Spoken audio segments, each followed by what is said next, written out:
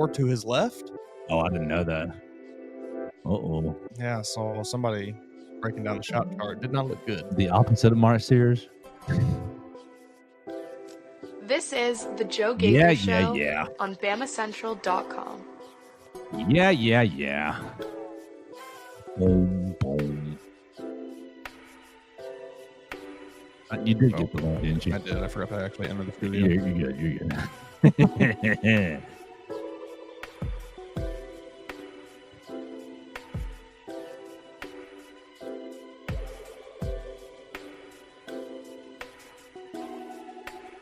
Good morning, Tuscaloosa, Internet World, West Alabama. How we doing today on this Friday? It is Friday, June 20th. What do we got? Let's mute your computer, Mason Woods. Yep, you're all good. It's all good. Let's do that. Welcome in. It's Friday, June 20th, and we are live in the Derry Daniel State Farm Studios. Just off McFarland Boulevard. It's the Joe Gaither Show on BamaCentral, BamaCentral.com. You can check us out on the BamaCentral YouTube channel, BamaCentral Facebook page. You're on my own social media machines at Joe Gaither 6, or you're finding us listening to us on Apple Podcasts, Amazon, Spotify. We appreciate everybody at Circle, Bubble, BUBBL, as you guys are hanging out with us on a Friday. It is, one more week left in June. It is going to be a huge recruiting weekend. Mason Woods is going to be getting into that on our All Things Bama edition of this week's episode. That wasn't the right way to say that. On this week's episode of All Things Bama, please subscribe to All Things Bama. That's Mason's podcast that he's running for us at BamaCentral. We kind of pick up all the trash that we left on the table for the week. If you need an extra 30-40 minutes of us, you can hear the roles flipped on All Things Bama.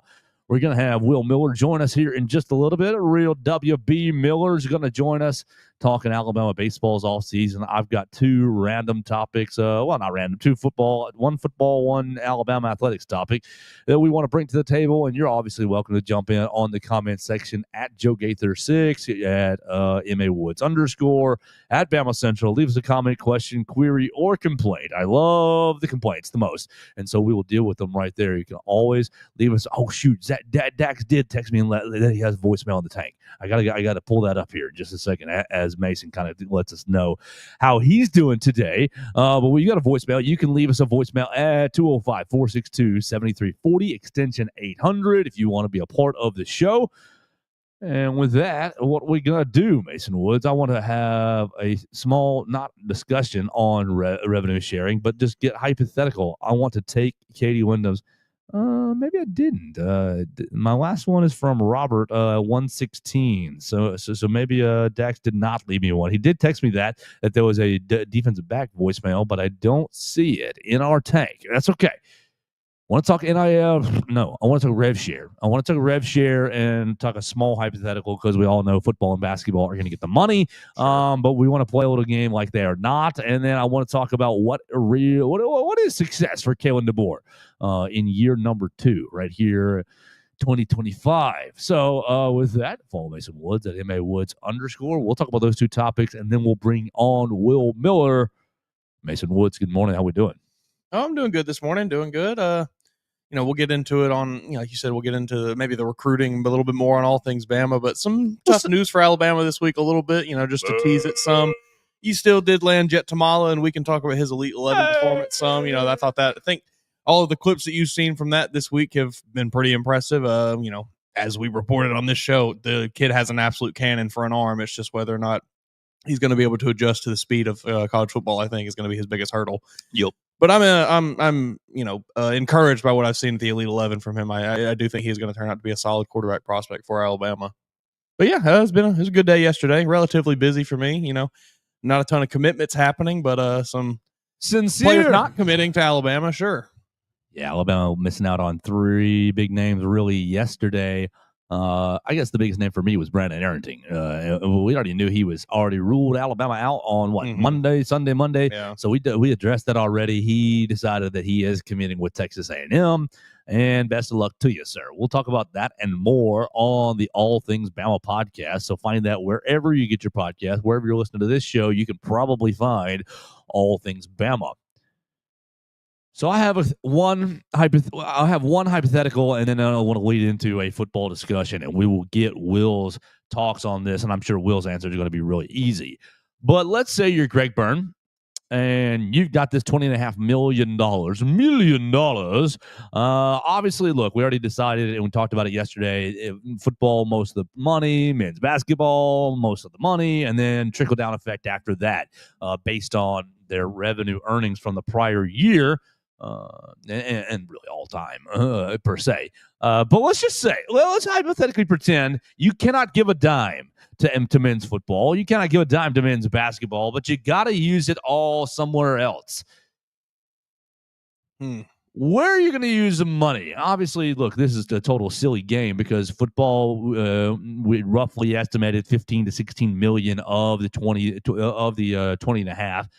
Men's basketball 2 to 3 to 4 million of the 20 and a half, and then the rest of the sports getting a little something else down the track. It's going to be what did he say? Women's basketball, baseball, softball, and gymnastics were the other sports that are going to get percentages of the rev share. And Greg Byrne, I think you know, obviously, look, they've run the business analysis, and this is a total hypothetical. But in this hypothetical, I think there's another sport that you should look at to give a lot of money to. Mason Woods, you're Greg Byrne. You cannot give football or men's basketball the $20.5 million.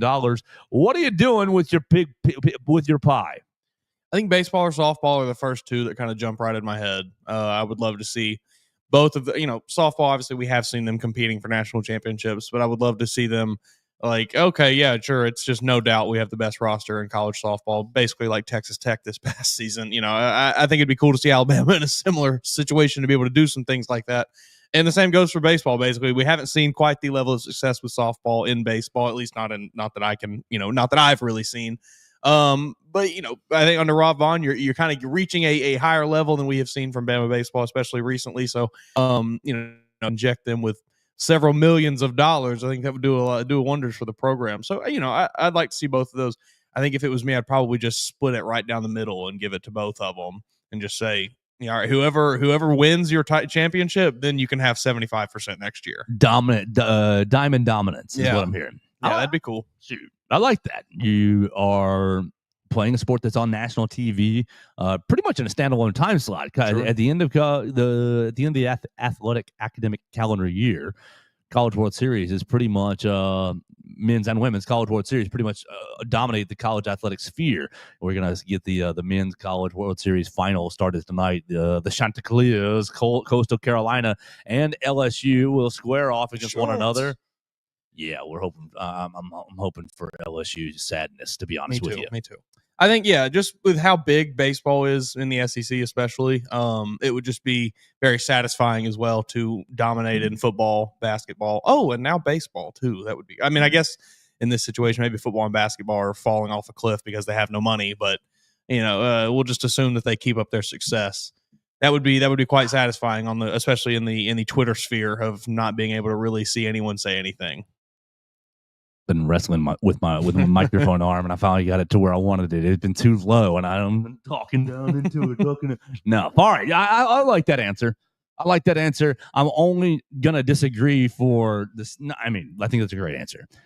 But what if you gave a lot of the money to the golf program, men's golf and women's golf? Women's golf national champions, men's golf both programs have a national championship under their belt. And the reason I'm going golf is because okay, Joe likes golf. I mean, we'll just say that. Joe's terrible at golf. We'll own that as well. But I think you can go a really long way with a little bit of money. You break off $10 million for the men's golf program. You break you split it in 60-40. And obviously in this hypothetical world, these other programs don't exist. But you dump a bunch of money into your golf program. How many Nick Dunlaps can you recruit? I mean, Alabama becomes the live golf of college golf. Then. Do it. That'd be great. Do it. You just got more money than everybody else. We're outbidding everybody. Absolutely. I mean, shoot, bring it, man. Let's just pull up this golf roster here. I think that's really smart. 1, 2, 3, 4, 5. Not something that many people probably even considered, myself included, and did not even think about golf. But the payoff there, like you said, is very, very high for success success on the at the professional level and things. We look at Justin Thomas now; he has donated a whole lot of money back to this university and given it a lot of exposure and things like that. So it's a big plus for Alabama. Men's golf program has 10 guys on the roster right now. I should have went to the women's golf program as well when I counted this. 2, 4, 6, 7. 7 ladies on the roster as you currently look at rolltide.com for the women's team. And so you split it, you'd be like, hey, $1 million for everybody. You're at 17 million, and then you can take that 3.5 and divide it up in hypothetical women's basketball, softball, baseball, that sort of thing. Because look, we're just playing a game here. We're just playing a game about talking about revenue sharing and ways to split it up. You want to have a little more fun mixing it up with Will Miller and just bring him in on this since we're at time, and I've got another topic, and this just seems perfect. All right, bring him on in. I imagine we know what Will's answer will be here. Oh, yeah, but I want to hear him say it. I want to hear him say it. You follow Will Miller at Real WB Miller on the Twitter machine. He is the lead baseball writer for BamaCentral, Alabama Crimson Tide on SI. Woken up early for us this morning. Good morning, Will Miller. How we doing? Morning, guys. I'm good. How about y'all? Oh, very good. Will Miller will throw this hypothetical right at you. You are Greg Byrne, and football and men's basketball does not exist in this world. Sad world that would be, but they don't exist, and you have the $20.5 million. How are you dividing up your revenue sharing? I'm fully funding 34 baseball scholarships. I mean, elaborate. Give us the least amount of surprising news. I mean, this program for so long has been dealing with this, as Auburn has too, and obviously how they go about constructing rosters and everything else has been different. But now they've got the ability these two teams do that are in a non-lottery state, a rare non-lottery state, the only SEC teams that are hamstrung by this, to fully fund scholarships for the roster spots. I doubt Alabama does it. I would imagine the number they fund is around 20, maybe low 20s at the most. Not sure how many Auburn's going to fund. But if you want to be competitive, more competitive, and Alabama's obviously at this point in NCAA tournament caliber program, fringe hosting team this past year. Auburn's been to Omaha twice in the past decade. It's not that, the product is not competitive, but if you want to be keeping pace with the top shelf programs in the SEC, which is very difficult, these are some of the things that you'd have to do. Other sports, similar boat, just mainly these equivalency sports that now you can upgrade, so to speak, the scholarship allotment. You go in that direction as well. Gymnastics is going up from 12 to 20. Without football and basketball, I'd imagine you could have both in that when you can fully fund baseball and gymnastics, because the truth of the matter, take your pick. Lots of different sports out there that this could apply to, but that's one of the first decisions that I would probably make, and I'm sure that it would have been more shocking if I had said something else. Yeah, but I think Will's take, you can have the same argument for men's golf that I just had. You get yourself a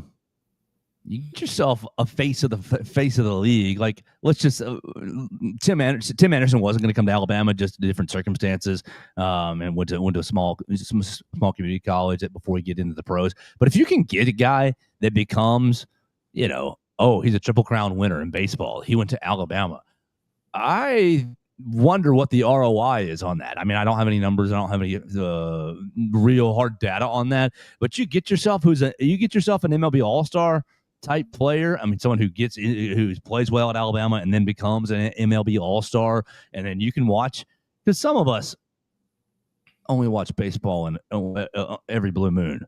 But if you get a guy who ends up on this is an MLB The Show cover type athlete, what's the ROI like that, Will, for the program and for the university?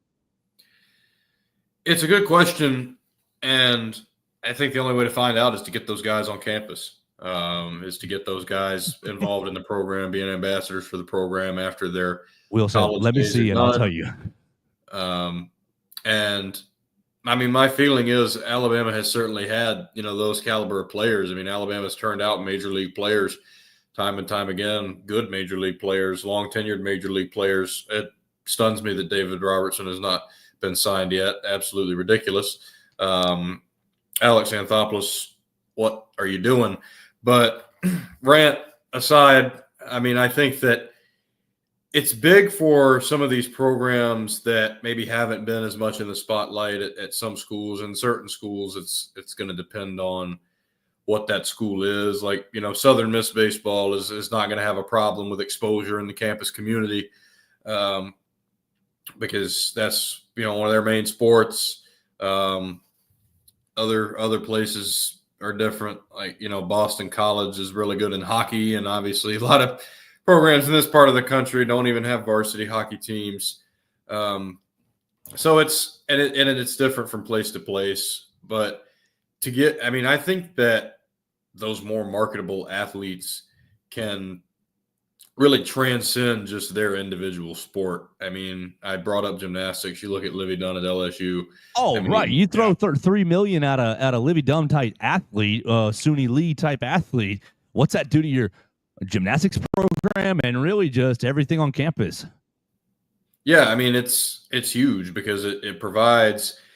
And I think when you see somebody Biore at that point, I think when you see somebody like that, whatever they compete in, it's bringing attention to your whole university, your whole university, your whole program. I mean, you see St. Peter's go to the Elite Eight, and all of a sudden a bunch of people are applying to go to school in the middle of nowhere, New Jersey.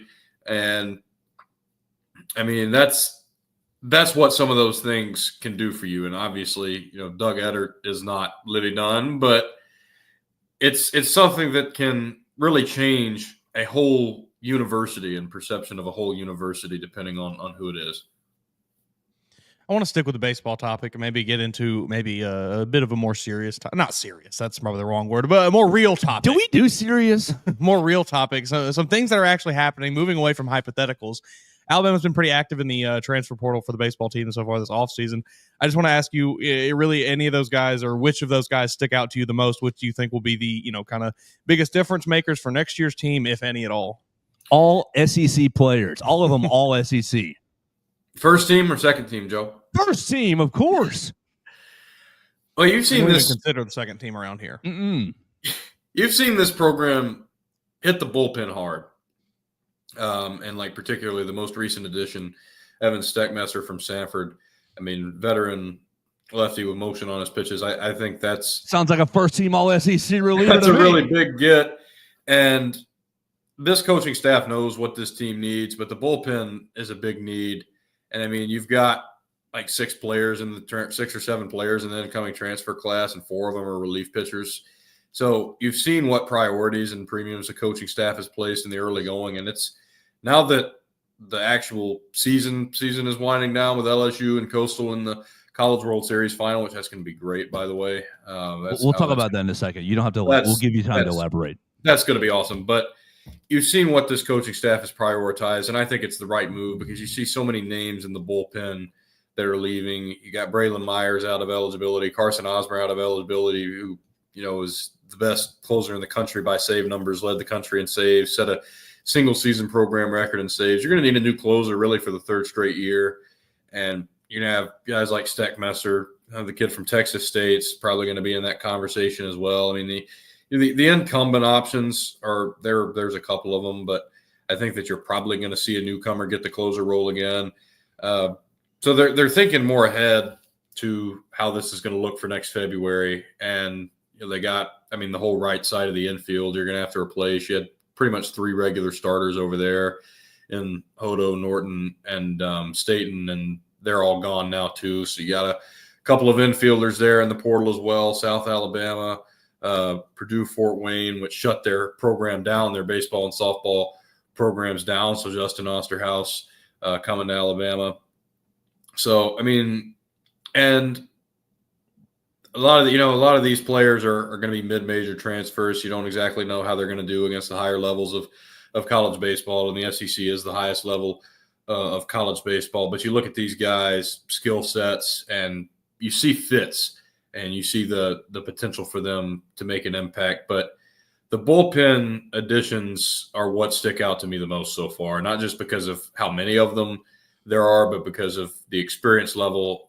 They've done really good work. See a lot of strikeouts across that group. Steckmesser's got a really good strikeout walk ratio, and yeah, so that's what's impressed me so far about this class is seeing the need, going after it, and at this point, I mean, it's not even technically the official offseason yet. If you really want to get down to it, and Alabama's already kind of hitting it hard. What I'm hearing, just in my ear, Steckbusser, Osterhaus. We're going after some big time, good mouthful names in the transfer portal. Will the Crimson Tide go after a really easy name to say and someone who's very, very familiar to the team? You put it up in 5 days ago for your Just a Minute. Cade Woods. Is there a reunion in store for Alabama and Cade Woods, or have I missed him already committing somewhere? It makes a ton of sense. And it made little sense for him to leave. That was one that maybe surprised some people. And he was, one of those players that was close with the previous coaching staff. So that was part of what went into his decision to go somewhere else. And obviously it's, he went to LSU, and they were kind of, and they're going to be one of those hot portal teams every year, going to be one of the premier destinations. Nothing you can do about it. They've got, and I mean, not even just money. I mean, they've got one of the best coaches in the sport. They've got one of the best stadiums, atmospheres in the sport, one of the best teams. I mean, why wouldn't you want to go there if you could get a scholarship? But they didn't use him, and they didn't use him for 2 years, and it's basically a couple of lost seasons, more or less. I put it in my article, like he cost himself a lot of work when he decided to bolt, and part of that's where he went. He could have gone somewhere else and pitched a lot more, but again, that's an attractive destination, and I don't blame the kid. But there's a variety of different spots he could fit into, depending on how the rest of this pitching staff takes shape. And, I mean, I do think that it makes sense for him to come back. I don't know that he will. I was, some of that's just speculating in terms of what if he did. Sure. But a lot of the fan base has kind of had some negative things maybe to say. I know you go to LSU. A couple people have gotten in Twitter arguments. Yeah. He's a traitor. A couple people have gotten into Twitter arguments with Cade's mom over the last couple of years. And I mean, I'm sure I'm not one of them. That's awkward for those people. That's not awkward for me. Yeah, I'm going to be on mom's side on that one. Don't argue with players' parents. Let's just put that out there. They know more about the situation than you. Yep. They're obviously going to be a little more biased towards their sons and daughters. Just leave them alone. Yeah, but aside from that, I think, and I don't know if the coaching staff will take a flyer on him or not, but he was one of the best relievers on the 2023 team. You look at his ERA, and it's not super flashy, but he was really good. Throws the ball hard. And I mean, he's another guy that kind of fits the profile of what this coaching staff has gone after in terms of repertoire. He's going to strike a lot of people out. And yeah, I mean, I think it could. And I don't really know the inner workings of how this kid's process has gone for the last 2 years. If it was 2 years ago, I would have said, or if it was last year, even if he decided to transfer out after last year, I would have said probably a great fit for him to come back. But that's one that you just kind of have to see where the chips fall. All right, Will, let's wrap up baseball by landing on the College World Series Championship Series. The final starts tonight, 6 o'clock on the ESPN family of networks. LSU is the favorite on the money line, as I'm looking right here. Just what do we make of it? What do we make of the ending? We've got a massive – did you see Arkansas blow that? I saw them all crying about it. That was tough. Oh, my God. You wouldn't even believe – Go ahead. I just saw a lot of people online really trying to garner sympathy, and it was very strange. And I'm sure it was all, but it was just Arkansas fans saying it. But it was just very strange the amount of posts I saw of this is what a true team looks like. You have to feel so bad for these. And it was just like I do not feel so bad for them. They lost their game. Horrific way. They are 5-3, I think it was. The bottom of the ninth inning, and they've got one out already. LSU runners on first and second, and you get a ground ball to shortstop, and you're thinking, the best player in college baseball, by the way. You think, double play, and the game's over. You're going to Throws the the ball to series. third base. Oh no! What a dumb! Oh no! I'll say that a brain fart. Not a dummy, but what a brain moment. He turns and throws to third base for the single out. You get the lead. It would have been worse if he didn't get the out. Right, he gets the out. And then you're looking, so it's 2 outs now, and you get a fly ball to right field, I believe, left. You're right. Yes, I'm dyslexic. We should have just let Will do the recap. Honestly, I know he knows it play by play. But guy does a little dive, bounces off his head, off his shoulder or something. Misses it, and rolls into the outfielder and keeps going. Well, still. Fine. Not everything's okay. Everything's fine. Was it to shortstop the next play, or it was an infielder, right? Second base. Okay, thank you. I'm all dyslexic again. The opposite side of the infield gets another pop out, and the guy jumps way too early. Like he could have, you could have made the catch, but he jumps way too early, and the timing of getting it and bounces off his top of his glove into the outfield. LSU wins the game. Wow. Yeah, that's painful. I can understand why you might be a little teary-eyed after that one if you remember that Arkansas team. But I will not. I'm not going to sit here and go on some Twitter campaign to make everybody else feel sympathetic for my team as well. Except your loss, Arkansas. I'm sure you'll be back next year probably. Did you see the Dude Wipes billboard, Will Miller? I did. No. Woo. What was it? Woo, big pooey. Oh, that's pretty good. That's pretty good. Yeah, that's it. That's what you call viral marketing, Joe. Absolutely. I have hardly watched any of this College World Series. Outside of mostly clips online, I have watched. However, I will be tuning in for the final simply for the uniform matchup here. There we go. Set us up, Will Miller, Coastal Carolina, the Chanticleers against LSU. Oh man, 26 straight wins against the cream of the crop in the SEC. Jay Johnson faced Coastal Carolina 9 years ago for the national championship final, which we all know our friend Greg Byrne actually brought Jay Johnson on over at Arizona once upon a time, and Jay's done great things there and at LSU. Won it all, a couple of years ago, and I think this is as good of a series, as you could have got. I mean, and there are other teams that would have been a worthy matchup, but I mean, the stories here, the history here, the two teams that are involved, Coastal being a regional host and LSU obviously always is. Coastal usually is. That's a great program. I mean, people act like this is a David versus Goliath thing. It's really not. Coastal's been a great program for a long time. The university's really invested. The product has been really consistent. LSU, the same. And you win 26 baseball games in a row. I mean, it's nearly impossible to do it. They've done it. They've looked outstanding doing it. They ended Southern Miss as like 18-game, something like that, winning streak in the Sun Belt Conference tournament. Sun Belt really strong this year. They got one of the best pitchers in the entire country as LSU, is going to be in that conversation as well every year with having some of the best pitchers in the country. This is as good of a matchup, I think, as you're going to see. I'm very excited.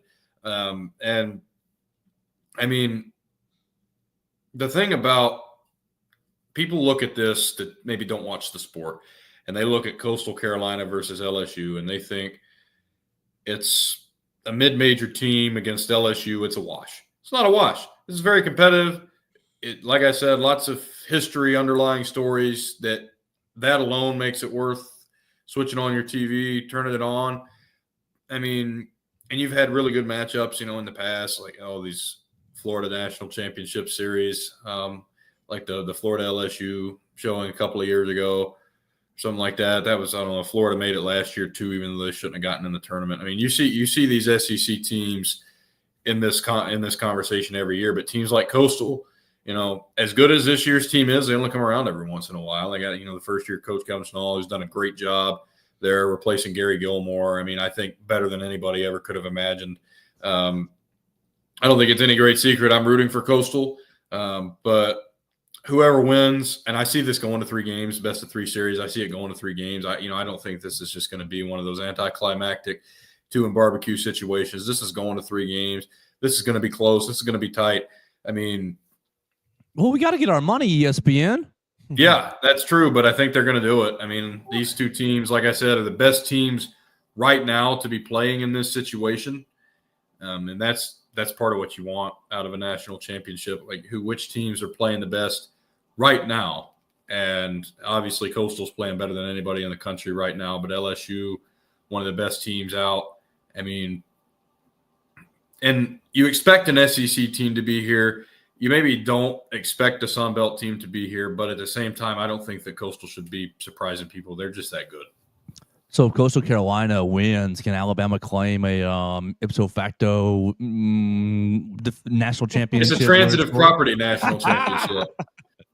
And, and they should have won the series against LSU. They absolutely blew game one with some help from the home plate umpire. But then again, the home plate umpire didn't score all those late inning runs. But they should have won that series against LSU. Zane Adams on the hill for the LSU win, and he shoved against Coastal Carolina. That was, it was in February, but it was one of his best games in 2025. So, yeah, transitive property national championship. I love doing this like basketball. You look at all the 350 some odd Division I teams. You look at who's beating who. Penn State is going to New Haven or something to open next year. And if New Haven wins that game, you're going to have a lot of fun college basketball circle win diagrams next year. Venn diagrams. Oh, yeah. Those are great. Like the arrow to such and such beat such and such. It's going to be so random. I love doing it with basketball, but you can do it with baseball too. And it's some of the funniest stuff ever, really, if you get into the smaller details of it. Or hanging out with Will Miller. You find him on the Twitter machine at Real WB Miller on the Twitter machine, lead baseball writer for BamaCentral on BamaCentral.com. All right, let's give the people what they want. Let's serve the drug addict the drugs. Alabama football. Let's move into football and talk about that. Oh, we're going to talk recruiting, Will Miller, on all things Bama. So let's save all of that. I know you're all up on every 5-star that's coming to town this weekend. So we'll hold your expertise on that. I want to ask you to define something. And Mason, you get to define it, and I'll go last. Just hypothetical, perusing the message board.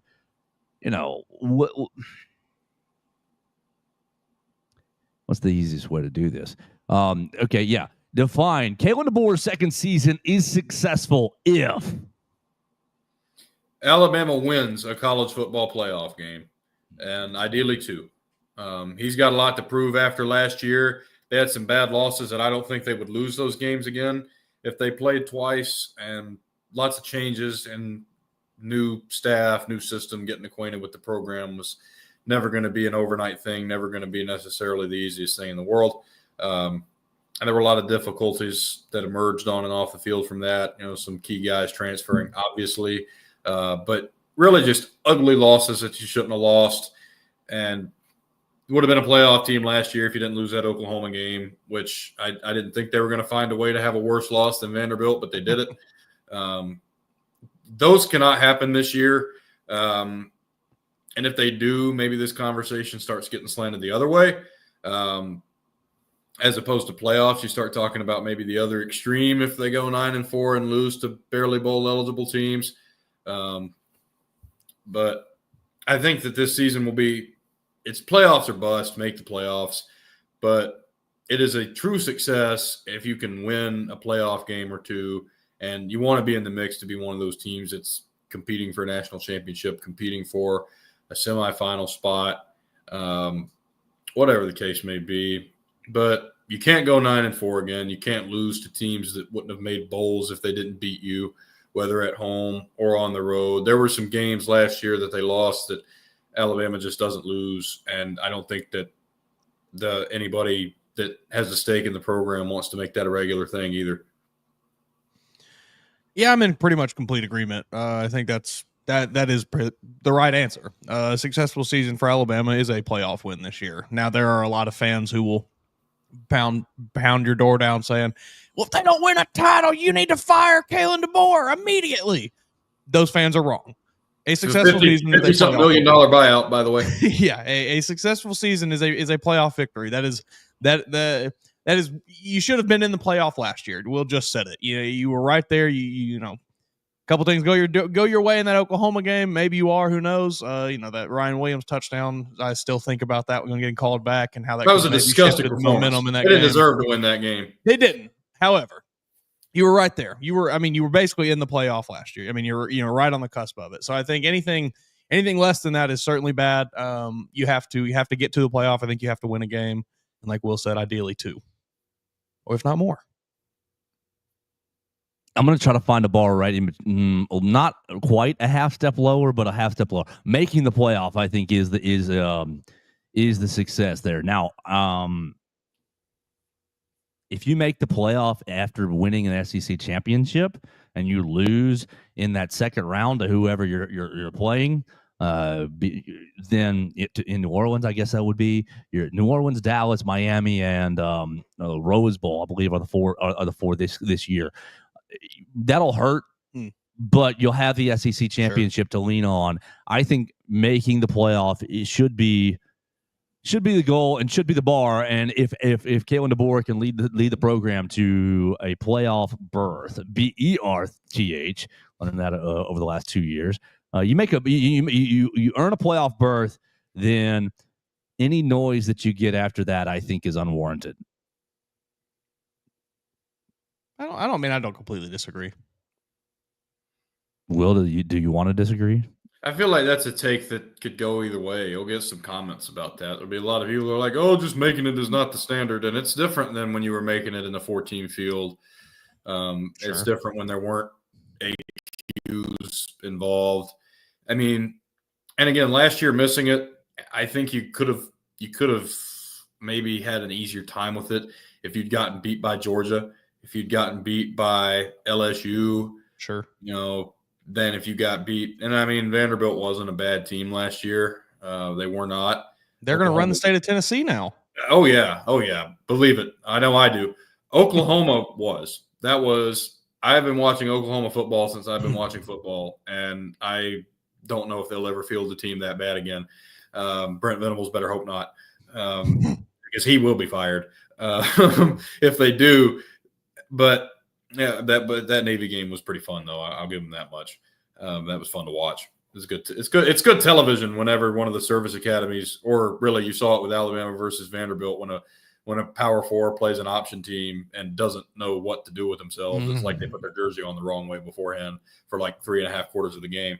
But I digress. Anyway, it's more who beat you and how, and just how poorly that they played. And they didn't play good against Tennessee either. But offensively, I think Jalen Milroe was hurt that game. I'm with everybody and their mother on that one, thinking that he was hurt that game. That's what I believe wholeheartedly that he was. And I just think the way you lost the games, the way you played, that's more the sticking point than it was the fact that you didn't make the playoff, than it was the fact that you lost 3 games.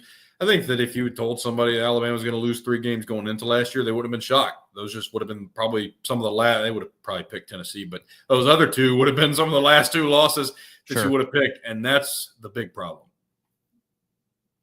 Well, we'll see what happens. 71 days away from Alabama kicking off against Florida State. Cam Dewberry days away. So we'll see if the Crimson Tide can make the playoff, and we'll see if that bar is enough for the Alabama fan base to continue to support Kalen DeBoer and the program. Well, let's round it out with just one more topic here. Jet Tamala finishes up at the Elite 11 camp, and having a little bit of a hard time finding the official Elite 11 rankings, but he is, 9th on the On3 rankings, and yeah, I think On3 had him at 10th, and 247 I think had him at 7th. Okay, so the 2 major recruiting services were also out there doing their charting, doing their scouting, and my man makes the top 11. 20 quarterbacks are out there, so he is in the top half. We'll say that according to the On3 scouts and the 24/7 scouts. We've been talking about him this week.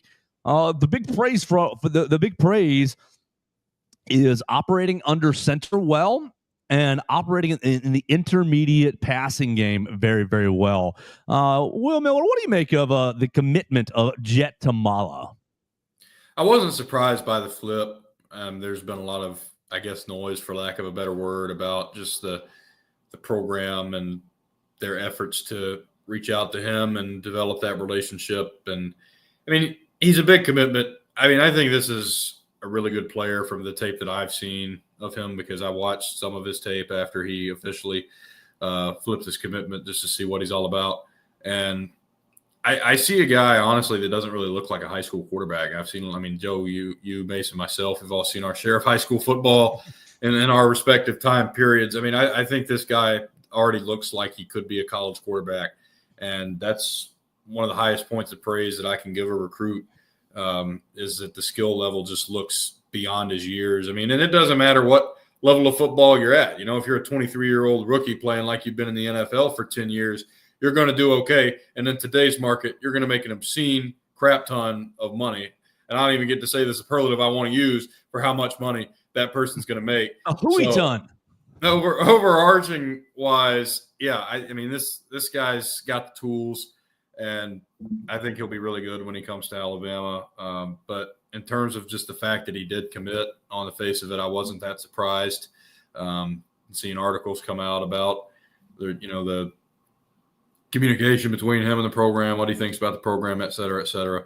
But I mean, and it's funny to me that you're now going to be in that era where the last few years Alabama's had a multi-year starting quarterback, and then you're like, oh, who will be the quarterback after him? It feels like it's a never-ending cycle, and maybe we're entering the next phase of that cycle for going into the 2026 season with this addition. Like after A.J. McCarron left, and there were a couple of years there where you're like, who's going to be the starting quarterback? And then, after Bryce Young, obviously, who's going to be the starting quarterback? And now after Jalen Milroe, who's going to be the starting quarterback? Maybe you're in another one of those conversations next year. Who knows? Mason Woods, do you feel better, worse, or the same about Jet Tamala and his ability as a prospect from the 3 days at Elite 11? I think I feel a little bit better. I mean, probably leaning closer toward about the same. I mean, yeah, because like I said, when you asked me about it yesterday, I don't think this camp was really going to sway my opinion on him one way or the other. All it did was kind of just confirm what I already thought I knew about him. Was like, all right, he's pretty accurate quarterback. I do think it's impressive that, like I read and like you mentioned, one of the only guys it sounded like that was really able to successfully operate from under center, which I think is a bit of a dying breed. Weird. It's just a dying breed in football now. Nobody's really doing it, and I think there's a lot to be said for quarterbacks that can do it. Mm-hmm. Is an important skill set. So yeah, I'm encouraged. I think I basically just wanted to see him not look terrible, and that's what he did. He did not do anything that I saw that was really bad. Not a lot of bad throws or anything from what I've seen. It seems like he was pretty accurate for the most part. It seems like he was making some impressive throws all around the field. So I'm encouraged. Also, I don't remember where I saw it yesterday, but I did see someone tweeting out. He wears the exact same high school football uniform that Keelan Russell wore. I saw that right before I jumped on this stream link. He's had, we have talked about the parallels there with his kind of meteoric rise seemingly over the last 6 weeks or so, kind of like Keelan Russell did. Now, he did not go out and absolutely tear up the Elite 11, but he had a good showing, and he seems to be taking a kind of similar path to Keelan Russell. All right, so we got to address one more thing before we close out the show, and that's the NBA Finals. And we're only addressing this for our friend Theo. He's going to join us on Monday. He's about to have a crash out. Yeah. He's going to join us on Monday. If you're not paying attention to the NBA Finals, that's okay. I watched a little bit last night, but they did just as I predicted. We're going to have a Game 7 on Sunday, Thunder and Pacers. And I know Theo has bitten every nail off of his hand and is working on the toes. He's working on the big toe first and trying to get down to the pinky toe as his Thunder, just hilarious. I mean, now obviously fan takes over a little bit, but he was sitting there at 1-1. Yeah, he was sitting there at 1-1 last Monday or two Monday. Oh, we got this. Oh, Thunder, we got this. They got no more moves. They don't have any moves. I said, brother, it's gonna be fine. It's gonna go 2-2, and then it does go to 2-2, and he gets in here this past Monday, 5 days ago, and it's like Thunder and six. And I said, no, you're gonna be sweating on Sunday, my friend. Mason, you have a little stat on Halliburton, and I just think that all I want to say is it's gonna be fun. It's going to be fun. I did say it was going to go 7. I don't really. Are we? Let's decide. Are we pulling for Theo's happiness or heartbreak? Theo's a Thunder fan? Big time. How does that happen? Isn't he a New York guy? A lot of people are curious. I'm one of them. I'd like to know the origin of that. I could see how maybe given the timeline, Probably maybe he Kevin just grew up a Durant. Kevin Durant fan, and that makes Yeah, sense. if You know, I I was could see guessing, that would be my guess is Kevin Durant. So I'll give him the benefit of the doubt there that maybe he was just a KD fan. I mean, who wasn't a big KD fan? Right. Until he went to the Warriors. Oh, that was terrible. Yeah, come out and play. It's okay. I still love Kevin Durant. He's nobody does it like KD. He was the best on Twitter, one of the best on the court we've ever seen. I love Kevin Durant. The greatest thing ever on Twitter. They'll never make me hate him. The greatest thing on Twitter in sports history was when I can't remember when it was. Somebody held like a Twitter space. It attracted like 100,000 people. It was Kevin Durant is not top 5, and then you just see a screenshot of it's Kevin Durant is speaking. That man is pure basketball. Like there's nothing Kevin Durant loves more than the game of basketball. Mm-hmm. So yeah, it makes sense probably why he grew up with Thunder fans. Mm-hmm. This is gonna sound mean, but I will always root for heartbreak. It's just so funny to watch people's favorite teams lose. I would hope that people would root against me if the Titans find themselves in a good situation this year. You know, I would hope that they have the same sentiment towards me because it is ultimately very funny to watch people lose. It's just funnier to watch people lose than it is joyous to watch them win a lot of time. And there's no real stakes here. It's not like nobody's job is on the line for this. This is just us as fans. We can all make fun of each other. Looks like the Mason opening was line drinking a Haterade this morning. I don't know. I mean, the memes aside, are the Pacers using devil magic? Who can be sure? I'm not unconvinced that they are. You saw Pascal Siakam's eyes roll in the back of his head before the game started. He's channeling energies. Yeah, I'm also just rooting for the Pacers. Insane. Very on brand for this series. It's been a great series of basketball. The Thunder would already have it if they had not blown game 1. I'd like to add 15-point lead in the fourth quarter game 1. They blow it. Maybe because of the Pacers using devil magic. You just never know. But, oh, man, Halliburton is so good. Siakam's done a great job for the Pacers. It's a team that, they're being talked about as an underdog, but honestly, you get to this point. It's like Coastal in the baseball. You get to this point, you're just good. You're not sneaking up on anybody at this point. And the Thunder, I thought, were going to win this series in 5 games initially at the most. Game 1 flipped my perception a lot. And, I don't know what's going to happen. I will predict that the Thunder gets it done on home floor, but not by much, and it's going to be a spectacle.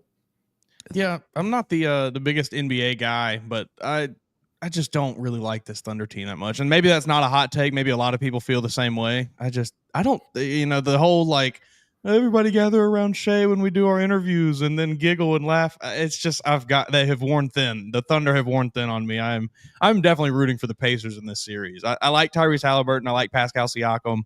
I'm very indifferent about a lot of the players on the Thunder. Siakam is like the exact kind of player that I fall in love with. Yeah. Long, just a dog. Not just long and rangy, good defender, underrated on offense. He's not always going to be. I'm a big fan of his. Thunder 8.5-point favorite on Sunday, 7:00. So we can keep up with Theo Fernandez on ABC, 7:00. So we'll hear from him on Monday.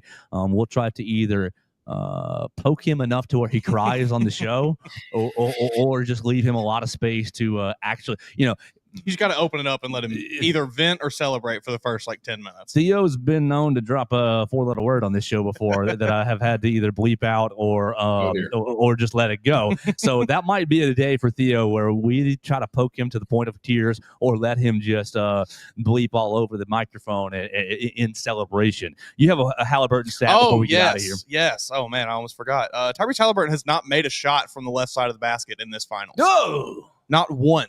Not a single shot he has made going to his left. That's not NBA Central, is it? No, this is the shot. I'm looking at his shot chart currently. Like every single thing, shot is on the right 2/3 of the court. That whole this is like the Paredes spray chart in baseball. Yes, this is third baseman for the Astros. Look up, all his home runs are to left field, and he hit exactly one to left center field in his career, and it was last week. In his entire career. He's a 30 homer a year guy at his best. He only hits them to one side of the field. Very wild for him to have had as much success in this. And I understand, he's had a couple games, I think, where he's not quite had the scoring output he has had before, but it's just wild for this to be a tied series. Your star guy, your main player, is unable to score going to his left, and the Thunder seemingly have not been able to really capitalize on that. It's going to be fun on Sunday. You got the College World Series starting tonight. You have Game 7 on Sunday. And man, we talked about the doldrums on Monday with Theo as Alabama's athletic calendar year ended with the NCAA track and field championships. It will really be the doldrums after, because look, Florida Panthers winning hockey, so you are into no man's land. Yeah, exactly. We need a little wind to blow us all the way to football season. We'll get SEC Media Day is middle of July, so that's coming up in a couple of weeks, and that will be a lot of banter, a lot of fun. I'm starting to think about who I want to vote for first place and all SEC. Are we going? Okay, yeah. Lastly, we'll just knee jerk. Are we going Arch Manning, Lenore Sellers for our quarterbacks 1 and 2? No, I got to vote for somebody in July. Arch up there. Arch hasn't done anything. Garrett Nussmeier. Right? I'd probably go Nussmeier before I went on. It's Sellers and Nussmeier in that order for me. Yeah, I'd probably go with that as well. Now, I am fully open, and it is probably going to happen that Arch Manning will be one of those by the end of the season, but I cannot give him that yet. I think it's crazy the crown that we have placed on Arch Manning already. I almost hope that he's bad just because of how much people have told me he's good. I'm putting the crown on him. My entire all SEC ballot is going to be burnt orange. Man, it's so weird that you're a Texas fan. It's just so strange. Like, I don't understand you it. and Mason are going to have to wrestle this one out at the New Era show at some point. Ooh. Will, can I get you up to the next New Era wrestling show, July 12th? I'm going to be tapped in to do the ring announcing in place of Chloe Canterbury. Chloe Wade is her wrestling name. So can I get you up there to heckle me in the ring as I announce New Era Wrestling Openweight Championship is going to be Alpha Alexander Lincoln against the irredeemable Aiden Andrews. Going to get you in the building. My dad and I have All-Star Futures game tickets, and I think that's that night. But if not, yeah, I'd love to do it. But I think that's what day that is. So I don't think I'll be able to make it that day. But I will say, Joe, I must see videos of you doing the ring announcing. This must happen. They must be in my phone. I did not make these rules. But I think that's going to be an absolutely awesome time, man. Yeah, I can't wait for it. So I encourage everybody to join us in Jasper, Alabama, Swan Gym, July 12th for the next New Era Wrestling show. We'll be putting out links all over the place if you want tickets, and you can make fun of me. Since we're at the end of the show and only the real ones are listening, we won't upset too many people with this. I told some people, Chloe has been singing the national anthem before every event. I told him I'm going to sing the national anthem, but I'm going to do it on a knee just to generate heat. Yeah, that'll do it, Joe. You are going to have things said to you that you have never heard before if you do that. I don't think you're making it out of Swan Gym. I don't know that you're going to make it out of Swan Gym if that happens. See, I don't know if I want to go. Here's what you need to be. People are going to swan dive into the ring to take him out. Do I want to do straight man and just play it down the middle, or do I want to go super like, oh, I'm a good guy, or super bad guy? No, you got to just fully do all the vocal runs, in the home. It just fully Fergie it up out there. That's what you've got to do. I think you have one more. Yeah. Well, I do want to ask you just before we get out of here. I have not really had the chance to talk to you about it. It's been a little bit now since it happened, but Rob takes down Sean O'Malley a few weekends ago, and I was disappointed to see that result. I wasn't necessarily surprised to see that result, but really just your take on that fight, what you thought about it. Did not think he would finish him. I did not think he would finish him. I thought Merab was going to win the fight because I think that there's such a gap between Merab and all these other bantamweights, and it's a real shame that he won't fight Aljamain Sterling because I think that's the most competitive matchup for him at 135 pounds, even though Sterling's been a featherweight now. O'Malley, and it's tough because he's kind of just running to the boogeyman. I mean, he's good. People are like, oh, O'Malley's not a superstar, and he's not. Yeah. But, oh, O'Malley's not a draw. He probably is still a draw. He's not this, that, and the other. He's bad. He's washed. He's all these superlatives. And he's just run into his kryptonite. And it's a lot of other people's kryptonite. I think Sean O'Malley wins against most of the bantamweight division. I mean, you've got Piotr Jan coming up for another title shot. And I don't know if they'll end up doing that rematch down the line. I think if Piotr Jan wins the next fight in Abu Dhabi next month, he should be next after Corey Sandhagen for the title shot. I mean, the picture's clear now. Sean O'Malley shouldn't be in the next couple of title fights, but if he were to get, another rematch against a top contender, if it's like 18 months from now, I've got no problem with him getting another shot at the belt if he gets a win or two. I think that he's still one of the best in the division. I think he should. And I've said this unironically. I think he should go to 145 and rematch Aljamain Sterling, where I think he probably wins again.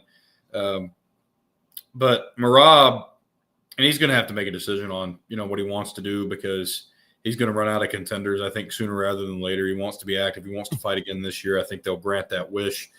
I mean, he's going to end up bottlenecking himself at his own weight class, but he just outclassed Sean O'Malley. And for all this talk about new Sean O'Malley, straight edge is the wrong word, but I mean, no more of this extracurricular stuff. Sean O'Malley and ends up having one of his worst performances in the big stage. I mean, tells you more about Merab than it does about Sean. Yeah, that was a tough performance for Sean. I don't think there's really, like you said, there's just nothing he could do, or really anybody can do against Merab. There's just such a gap there between him and everybody else. It was very apparent in that fight. That's all I got, though. He's Will Miller. You follow him at a real W.B. Miller. He's going to be keeping up with all the transfer portal action for Alabama baseball. He's going to be helping us with more future Alabama opponent previews for football. That's coming up next week as well. We're going to have a lot of fun over the next couple of weeks. We're trying to get to SEC Media Days so I can vote for every Texas player there is. What I'm really doing, I'm serving the Alabama rat poison. That's what we're doing. Not you, Ty Simpson. Not you, Jeremy Bernard. Not you, Ryan Williams. Give me Ryan Wingo.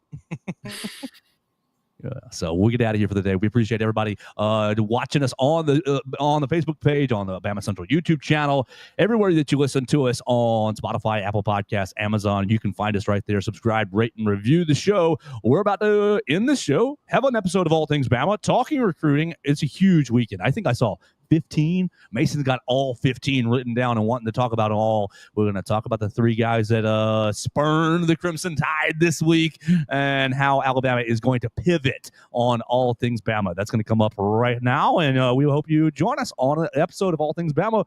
We'll be back. Will Miller, thanks for joining us this week. We will be back on Monday to hear Theo cry on Joe Gaither Show on BamaCentral and BamaCentral.com.